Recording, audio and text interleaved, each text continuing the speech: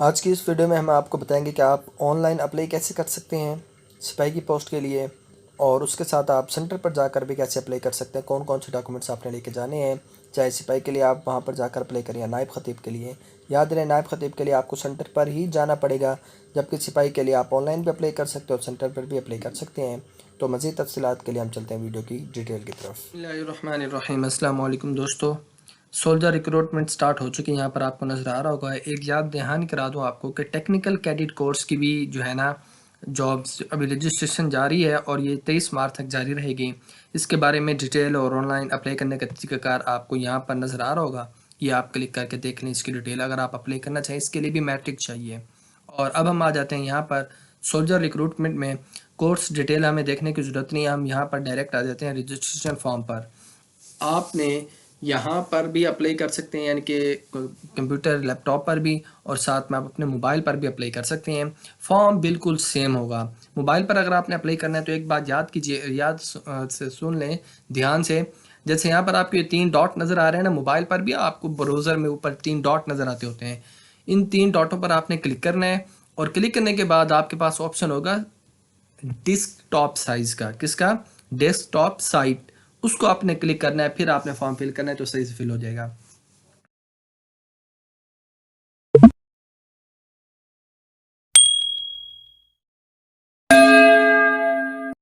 तो सिंपल सी बात है, यहाँ पर आप देख सकते हैं ये सोल्जर इनरोलमेंट फॉर्म है।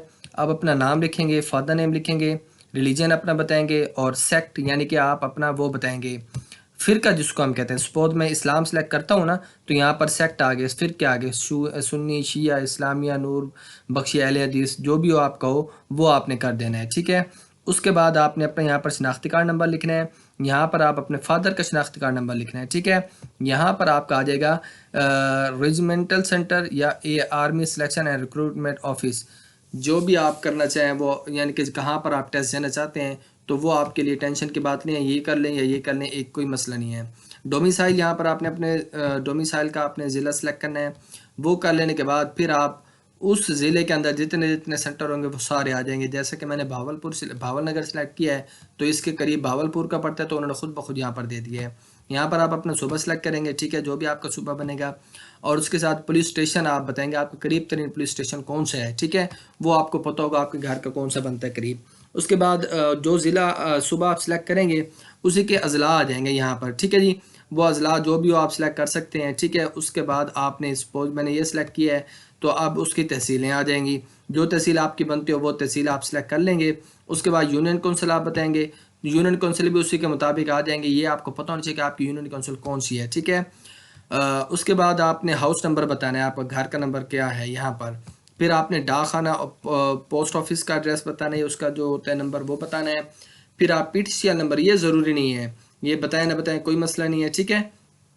अच्छा, उसके बाद आपने बता देना है अपना यहाँ पर उम्मीदवार का मोबाइल नंबर, ये ज़रूरी है। जहाँ पर आपकी रेड स्टार नज़र आ रहा है ना, रेड वाला, ये वाला, इसको ये वाला ज़रूरी है, ये ज़रूर लिखना होता है आपने। जहाँ पर ये स्टार नहीं लिखा हुआ वो बातें बताना ज़रूरी नहीं है। जैसे कि ये सारी चीज़ें अगर आपको नहीं पता तो कोई मसला नहीं है, आप यूनियन काउंसिल को भी खाली छोड़ सकते हैं, घर के नंबर को भी, डाक खाने को भी, और इसको भी।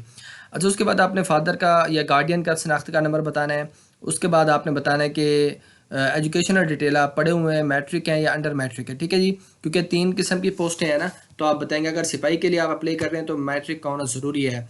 फिर वो आपकी तफसील मानेगा कि आपकी तालीमी तफसील कौन कौन सी है, ठीक है। ये आपकी क्लास कौन सी है, मैट्रिक साइंस थी, आर्ट्स थी, ठीक है। उसके बाद आपने आगे वाली क्लासेस अगर की हुई हैं तो वो भी बता दीजिएगा, वरना ये आपने बता देना सिर्फ कुल नंबर कितने थे आपके, कितने हासिल किए थे, ग्रेड क्या बनता है, डिवीज़न क्या बनती है, एजुकेशन बोर्ड, यूनिवर्सिटी कहाँ से, मतलब कौन सा बोर्ड था।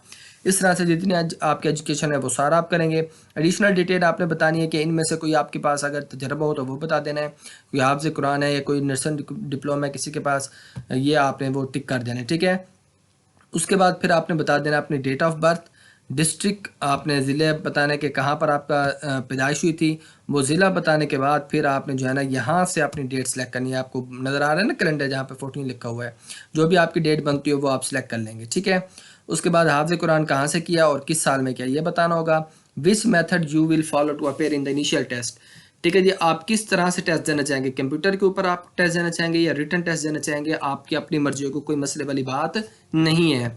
उसके बाद फादर एजुकेशन, उनकी तालीम आपने बतानी है, उनका काम, प्रोफेशन का मतलब उनका काम बताना है। फादर रैंक, अगर वो आर्मी में है तो वो आपने बतानी है, अगर नहीं है तो इसको आप छोड़ देंगे। ठीक है, ये प्रोफेशन है, जैसे कि यहाँ पर उन्होंने गवर्नमेंट डिप्लॉय पूछो, जो भी पूछो, अगर आपको वो नहीं बनता तो यहाँ पर आप अदर पर क्लिक कर देंगे। ठीक है, उसके बाद फादर ऑर्गेनाइजेशन, मुलाजमत की जगह की तफसील, ठीक है, कहाँ पर वो काम करते हैं। उसके बाद उनका स्टेटस, यानी कि वो जिंदा है या उनकी वफ़ात हो गई है। उसके बाद वालिद की माहाना आमदनी बतानी है आपने, वो कितनी है। उसके बाद आपने बताना है फैमिली स्ट्रक्चर, के माँ बाप जो है वो इकट्ठे रहते हैं, अलहदा हो चुकी हैं, एक मर गई एक जिंदा है, जो भी हो वो आपने बताना है। ठीक है, उसके बाद आपने बताना है ब्रॉट अप बाई, ठीक है जी, क्या आपकी परवरिश किसने की है वो आपने बताना है। ठीक है, मदर एंड फादर, बहुत ज़्यादातर की दोनों ने परवरिश की होगी। नंबर ऑफ ब्रदर, भाइयों की तादाद बतानी है, बहनों की तादाद बतानी है, खुद को निकाल कर भाइयों की। अगर आप टोटल 3 भाई हैं तो आपको निकाल के कितने भाई हो जाएंगे, 2 हो जाएंगे। सिबलिंग ऑर्डर, ठीक है जी, बहन भाइयों में आपका पैदाइशी नंबर कौन सा है। ठीक है जी, आप पहले पर, दूसरे पर, तीसरे नंबर पर, कौन से नंबर पर है वो बताना है आपने। अच्छा, उसके बाद आप ये जो है ना, ये आपकी वो मांग रहे हैं कि कोई आपने कोई झूठ बात नहीं बताई जो ऊपर पूछा गया है। ये कोड आपको नज़र आ रहा है, इस कोड को आपने लिख देना है यहाँ पर। अगर आपको कोड समझ नहीं आता तो यहाँ पर गेट अ न्यू कोड आपको नज़र आ रहा है, इस पर क्लिक करेंगे, ये चेंज हो जाएगा और उसको आपने यहाँ पर लिख देना जो समझ आ जाए, और फिर आप कर देंगे सबमिट पर क्लिक, या आपका फॉर्म सबमिट हो जाएगा। अब अगर आप में से कोई ऑनलाइन अप्लाई नहीं करना चाहता और अपने करीबी तरीन सेंटर पर वो डॉक्यूमेंट जमा करवाना चाहता है, तो उसके लिए भी मैं आपको बता दूं, आपने कौन कौन से डॉक्यूमेंट्स लेके जाने चाहिए। आप जूनियर कमीशन ऑफिसर के लिए यानी कि नायब खतीब के लिए अप्लाई कर रहे हैं या सिपाही के लिए, आपके पास असल सनद होनी चाहिए और उनकी 2 अदद तस्दीकशुदा फ़ोटो कापियाँ, अपना कंप्यूटराइज्ड कौमी शनाख्ती कार्ड या बे फॉर्म, वालिद के कंप्यूटराइज्ड कौमी शनाख्ती कार्ड की तस्दीकशुदा फ़ोटो कापी, डोमिसाइल और बशिंदा रियासत सर्टिफिकेट। ठीक है जी, डोमिसाइल होगा, ठीक है, बशिंदा रियासत सर्टिफिकेट ये कश्मीर वालों के लिए है।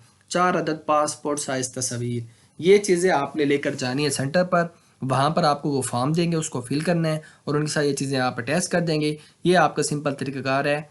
कौन सा, अगर आप अप्लाई करना चाह रहे हैं सेंटर पर जाकर। ठीक है जी, इंतखाबी तरीक़ाकार ये मैं आपको पहले बता चुका हूँ सिपाही के लिए, और जो भी तरीक़ाकार है वो मज़ीद अपडेट भी इसके लिए अलग से वीडियो बना देंगे। आपको याद दिला दूँ, अगर अभी तक आपने चैनल सब्सक्राइब नहीं किया तो उसको ज़रूर सब्सक्राइब कर लें, ताकि आने वाली हर वीडियो और उसकी जॉब की तैयारी और उसके जो नोटिफिकेशन होते हैं वो आपके मोबाइल या लैपटॉप की स्क्रीन पर मिल सके। इजाज़त दें अपने सुल्तान को।